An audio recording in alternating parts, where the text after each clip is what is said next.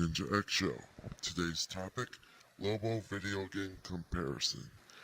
I figured I would do a comparison video on both the Super Nintendo and Sega Genesis version of Lobo. I will be talking about the graphics, sound, presentation, gameplay, and everything in between. So without further ado, let's see which game is better. Presentation. The SNES version has a spinning logo in the introduction. However, the Sega Genesis version has Lobo riding his motorcycle in space.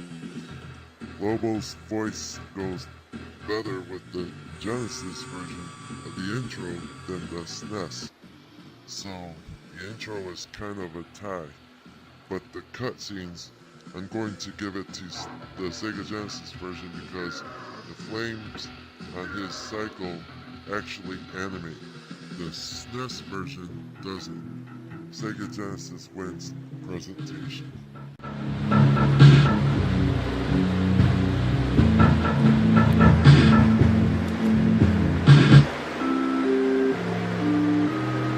Graphics. You can actually tell the difference between the Super Nintendo version and the Sega Genesis version. The SNES version has higher detail, resolution, and better animation. The Sega Genesis version is definitely lacking animation in the levels. This round goes to Super Nintendo.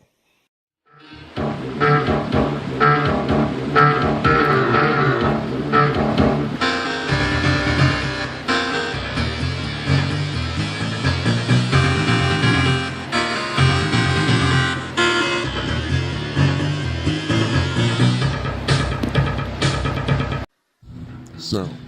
Both of them sound very similar, but with the SNES version, it sounds a little more like an orchestra. Whereas the Sega Genesis version has more of a guitar sound to it. I really love both versions. I guess with sound, it really depends on your taste on which music sounds better. I'm going to give this round to both Super Nintendo and Sega Genesis. Gameplay. If you're playing on an actual console and not a keyboard, then this might be an easy pick depending on what you prefer. The 6-button Sega Genesis controller feels more natural with this game than the SNES controller. However, if you have only the 3-button controller for the Sega Genesis, you might want to pick up a 6-button controller.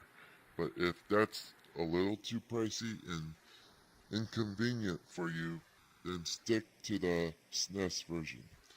Either way, this one is a tie because of the ups and downs when it comes to controls for either version. Now, we get to the nitty-gritty. I'm going to compare both physical copies of the game. This will be the ultimate tiebreaker, so let's begin. Artwork. Depending on which version of the SNES game you get, you'll either end up with the special edition or the regular edition. And since I only have the special edition, the artwork for the SNES wins hands down. Casing. The SNES version comes in boxed. The Sega Genesis version comes in a plastic case.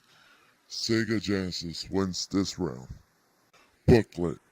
Despite some errors on both booklets, I like the one for the SNES version much better because they actually put in effort.